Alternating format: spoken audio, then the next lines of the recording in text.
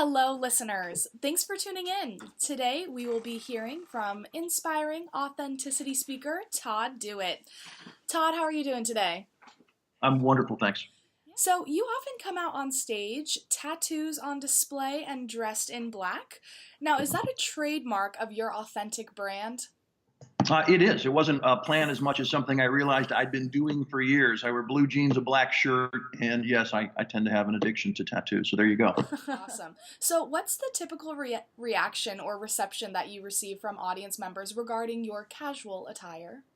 Well, it used to be when I was starting a little bit off-putting, like maybe 10 years ago. It was still that way. You would show up and they would look at you with, a raised eyebrow and go, so you're the speaker. Then you take the stage, over the first 5 to 10 minutes, you just work them over and win them over, and it's no big deal. These days, they usually know me before I walk in, and so they're happy to see a person, I think, that looks as advertised, because apparently not everyone in the business looks like the image they have on the internet, if you know what I mean. Absolutely. So I'm actually meeting their expectations these days. Yeah, it takes a little bit of time to establish your brand, but now that you have it, people just kind of roll with it, right? You got it. They actually enjoy it. Breath of fresh air. I hear that a lot. That's really awesome.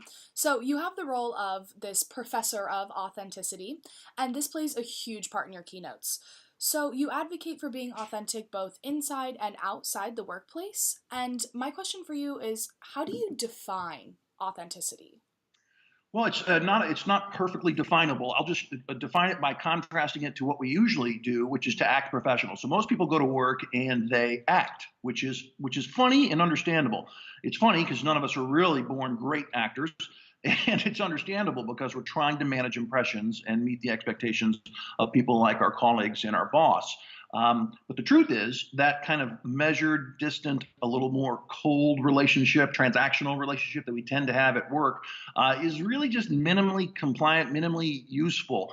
What common sense and research, and those two don't always line up, but they do on this topic, tell us is that humans want a good connection. And to get a good connection, you have to pull back that curtain and be more than just professional. You have to be a little human. So for me, authenticity is about letting some of that humanity out, honest thoughts, a little more of your personality, some of your interests, family, hobbies, etc. Not just relationships solely based on the task you got to finish before 5 p.m., but a little more of a human connection. My take on authenticity, and some people actually think you can go too far with this, and I'll agree, maybe some people shouldn't be too authentic at work. Fine.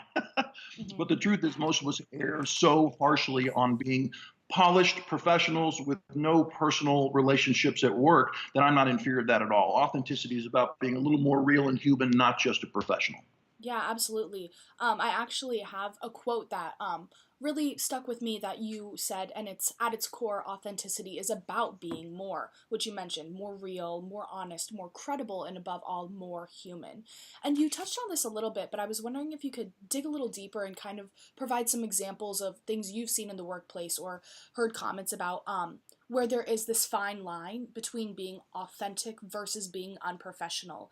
And what comments do you have on that fine line? It's a great question, and it is, I would call it a fuzzy line, is the way I think about it, because every person's different, every work group is different, every organizational culture is different. So one size does not fit all. So if I had an hour, I would preach about authenticity and give you a great keynote. If we had 3 hours, we could get into a lot more nuanced discussion to answer that question. Yeah. It depends on where you work. Some bosses believe harshly almost in a professional work culture where my friends should never exist, personal comments are not productive, et cetera, et cetera. Others, my friends at LinkedIn, I often think of in several of those kind of noted tech companies. Well, they're so casual, it's just amazing and refreshing. The question is not, is that right or wrong? It's about how does it fit you? So as an individual, I would just tell you, if you like what I'm preaching, good, because it tends to be a defining characteristic of high-performing teams, for sure, more authenticity and more candor and related ideas. But you do have to take a toe in the water approach to understanding how safe it is, how acceptable or embraced it is to be a little more open, honest, raw, and unfiltered at work. Usually, a decently intelligent person can just think about their boss and their core colleagues and say to themselves, no, I'm going to stay purely professional. This is not a safe place to try and open up and be a little more human and interesting as a person. Other times you might see lots of room to try. My plea to people is toe in the water, give it a try. Usually what happens is when you open up and be just a little more than a professional, a little more interesting person, people tend to reciprocate. And when that happens, that's when next level conversations begin and teams start to step up. That's why it's Right. fun. Right. It seems in that instance that the risk is worth the reward. You know, giving a little bit of yourself, you can get a lot out of that, which No is doubt. really awesome. So in that response, you kind of touched on how different it is from workplace to workplace in terms of how professionalism is perceived. And I think we can agree that professionalism has definitely changed throughout the years. But most importantly, I think it's changed between generations. So, how do you help clients bridge this generational gap in their perceptions of professionalism? It's very difficult, man. We're facing a fascinating generational issue right now that you'll never see again in your life. We're seeing the biggest transition in the labor pool that we'll ever see. So with the retirement of the boomers over the next 20, I call them the gray hairs, the silver tsunami. It's coming. They're all leaving. And what that means is that women, young people, and minorities will be taking over in numbers never, ever before seen, which I think is spectacular. The question is, how do you deal with those shifts while they're happening until a new normal is kind of here in 20, 25 years? Well, what I preach to the outgoing leadership who find it a little more difficult to understand maybe slightly different values that the younger generations possess, they're not good or bad per se. That's a really difficult part of the conversation people get tripped up on. It's differences. Differences aren't good or bad. There's something to be understood. Is the following. You want to really think about managing work outcomes, not process. And that's one of my favorite old-time rules. And here's what it means. Don't muck around with how they look and how they work and how they get things done until you have to. If you've defined something awesome they're supposed to do in terms of goals and expectations and they're killing it, don't mess around with the process. I'll give you a silly example. This happened, I don't know, 5, 6 years ago. I was out of town somewhere speaking. I went to a grocery store. I walk in and I saw teenage boys, 2 of them that were working, checking out groceries. And they had the funniest looking Band-Aids over their ears, which just looks ridiculous if you think about it. Right. So I knew what was going on, and I asked them anyway, hey, why are you wearing the Band-Aids? And they're, well, we have our ears pierced, and the guy who owns the store doesn't like that. He thinks it sends a bad message to customers, so we've been asked to cover them up. I'm laughing, speaking as a guy who had his pierced since he was 18. Right. I'm laughing, this is absurd. It's a classic example of managing the process instead of the outcome.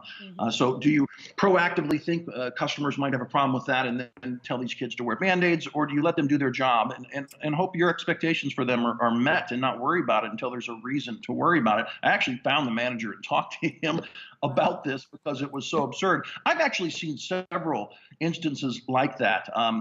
Just every day in CubeLand where you work, a manager will hear someone having a conversation. I've seen this a million times, and they'll walk over and loiter a little bit without saying anything. They're sending a message that says, why are you guys chatting? How come you're not working?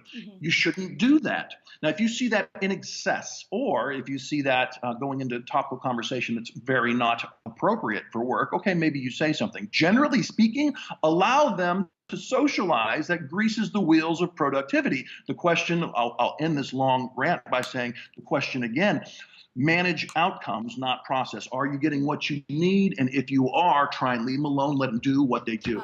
You've educated millions of LinkedIn members. You mentioned your pals over at LinkedIn, so let's talk about them a little bit. Sure. So you talk about leadership and professionalism through your courses on LinkedIn Learning, through those videos. So what type of content do you offer on LinkedIn that differs from what you provide in your keynotes? Well, the keynotes, I'm very happy to say, are a unique beast. That is a combination of entertainment and education. It is loud, bombastic, emotional, and hardcore story-based. It's not lectures and slides and facts and statistics.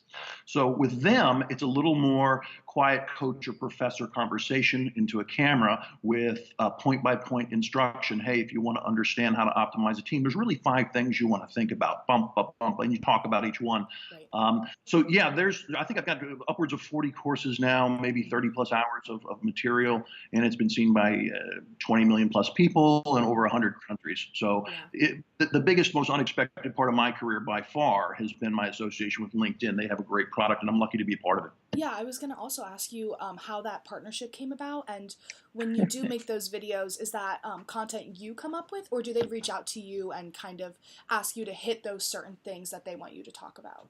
So it's a funny story. I'll tell you. I'm sitting in my office. My last career was being a professor. Of course, I loved that job. And I'm writing the paper one day. Phone rings. It's a woman who's an executive at Lynda.com, which later was purchased by LinkedIn and rebranded as LinkedIn Learning. Right. She said, "Hey, I saw some videos you posted on the internet. Here's why she saw the videos. I started a video business thinking, hey, here comes micro training. I see the trend. I want to take part. People like when I speak, and I posted silly little videos and they enjoy those. So I'm going to start a business." And I spent a lot of money without understanding marketing at all. And I launched this thing, and I delighted a tiny number of people. And I ended up shuttering it, which was a difficult, embarrassing, beautiful learning moment. And I put all the content I created onto YouTube. And this person, I don't know how I got on her radar initially, but she found a lot of that content. And she said to herself, "I see an author we should work with here." Called me. She said, "You ever heard of Lynda.com?" And I said, "No." Some videos online. I said, "Well, I'm a professor. I don't make videos." I said something like that. That wasn't very useful, but she stayed at it and convinced me to come out and do a video. And we made one, and they were amazed that I could read into a camera so well, which apparently is a rare skill. I didn't know that. Yeah, yeah. I had no idea I could do it, and it's effortless. And next thing you know, we're making tons and tons of courses. The way the content gets created is they identify a topical area, and they go find the right author.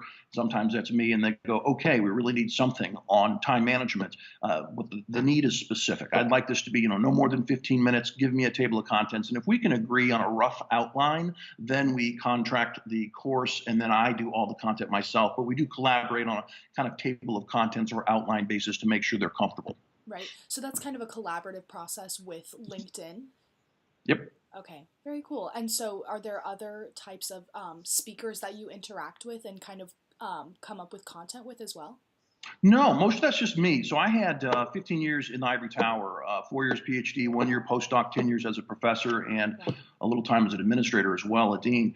So I loved that job, and I just was steeped in the research. And so I've got this mountain of organizational science in my head from that career. And somehow I happen to have the ability as a speaker on stage or for a course for LinkedIn to reduce and simplify and easily kind of spit out and share the punchlines in a practical way that people need to hear. Again, I'm not sure why I have that skill, but it certainly is a skill that people enjoy. So that makes me very lucky.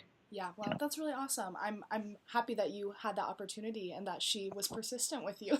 Well, Jolie Miller, how you doing?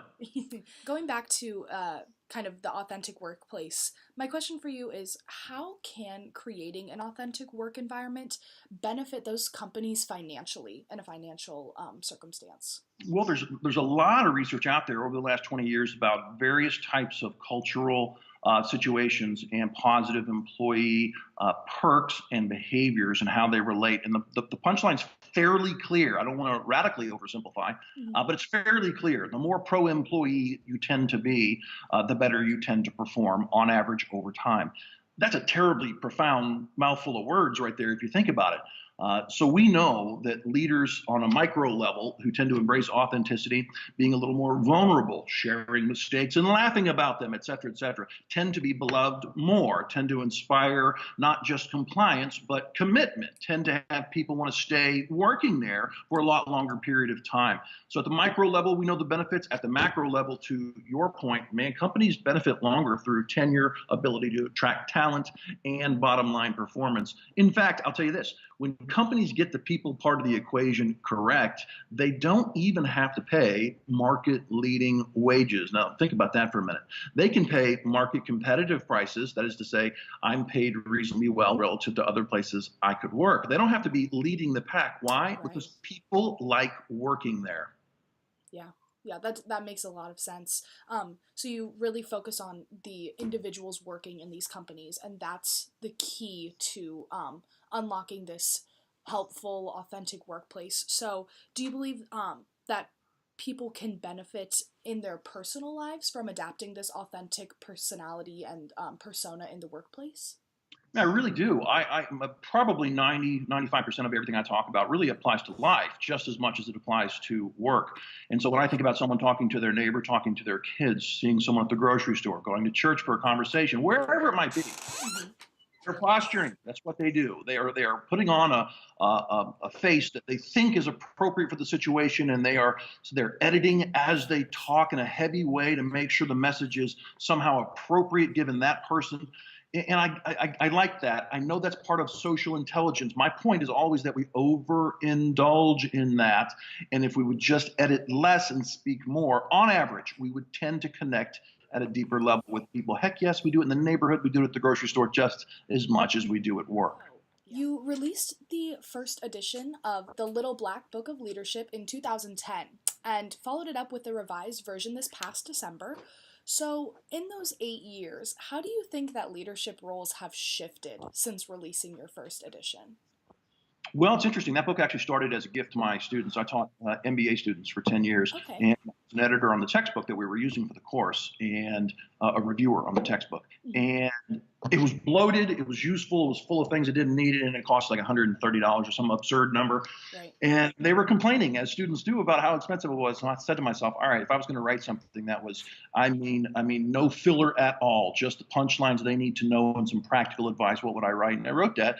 And I had it self-published, and I gave it to them for free, and they were grateful. Mhm. So it started off as a simple thank you gift slash textbook from me to them, and they gave it to their boss, gave it to a colleague, and that's where it started to grow. Mhm. Since then to now, I would define it as we've seen the beginning of the generational shift. We've Mhm. seen, I think we're nearing, I mean, this is not a scientific comment, but I think we're nearing a tipping point where organizations are starting to listen to the large number of people like myself who teach and preach about more enlightened ways to deal with employees, positive, proactive, more enlightened leadership. So what's really changed is that there's a bigger audience of practicing managers who are honestly trying to listen and do the right thing by employees. I don't know if we're at a majority yet, but I think we're no longer looking at 10 and 20% of organizations. We're looking at 30, 40, maybe 50% where they understand that their bottom line depends on people dealing with employees positively, compassionately, and effectively. And that makes me happy. Is there an industry that you've always wanted to speak to but have never really had the opportunity to? It's interesting. I've been doing this as a professional on stage for about 15 years, and, Mhm. and I've been with tons of companies, tons of industries. There's one, and I have no idea why this is true, but I'll answer your question. One industry where I've known people but never gotten any kind of gig is lawyers. Now, I don't know why. They're Mhm. humans, they're professionals. They need these messages and this motivation just like anyone else. Yeah. I haven't figured out why. I've met plenty of them, and we've had conversations about it. And the best they can tell me is that lawyers as an industry tend to be a little insular, and they don't hire professional speakers almost ever, apparently. They're always professionals from within the industry because, well, who else would know us and know how to speak to us? There's some of that vibe there. So Right. it's kind of a little thorn in my side. I won't be happy until I get a big conference full of lawyers someday. That's really funny. My last question for you is what is next for Todd Do It? Man, I got two answers to that. One is predictable and fun, and that is always writing something new, always trying to evolve a speech and make it better and grow as a speaker and writer. That's going to happen for sure. I'm about two-thirds through my next book called The 10 Delusions. It's about relationships, and then I've got the next 4 or 5 books planned out. So I'll be very busy Wow. for the next 10, kicking out books for sure. Yeah. Uh, and then there's is there a bigger platform question? Hollywood came calling a few times so far, and it's led nowhere, Hmm. which is the way those calls usually go. Right. It led to some trips to LA and some conversations about hosting some shows and other things, which sounded really fantastic and never went anywhere. Mm. But it did get me to thinking about television, Netflix, and other platforms online. So I think networking and trying to grow into an opportunity on the flat screen in one of those venues would be an amazing thing to try and make happen. But it's a dream. That's a lofty goal, but you asked. Yeah, yeah. I mean, as long as we keep dreaming, we will accomplish amazing things. So, Possible. yeah, that's really awesome. I wish you the best of luck with that. Um, Thank you so much for sitting down with me today and talking about some things about authenticity. I wish you the best of luck in your keynotes and your LinkedIn learning videos and possibly Hollywood and beyond, seeing what you're capable of. Thank you for tuning in to this Eagles Talent podcast. For more information on Todd Dewitt, aka the Professor of Authenticity, you can visit eaglestalent.com.